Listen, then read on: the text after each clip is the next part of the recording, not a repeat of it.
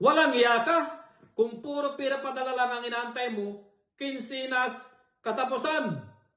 Pero kahit kailan hindi mo man lang naisip tulungan ng isang OFW na makaipon or makapundar man lang.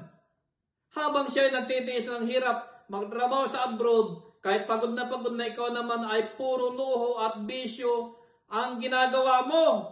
Nakakaya ka. Hindi ka kapamilya, kundi pabigat ka at tamad ka na matugan ka. Hindi mo siya mahal, instead ginagamit mo lang siya.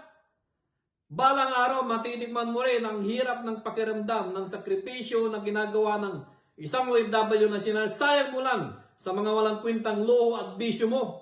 Para maranasan mo rin kung gaano kasakit maging OFW at maging tanga sa pagmamahal ng maling tao. Kailan ka pa kikilos pag matanda ka na wala ka ng kayang gawin? Kaya gumising ka, mahiya ka naman sa sarili mo, magtrabaho ka para makatulong ka.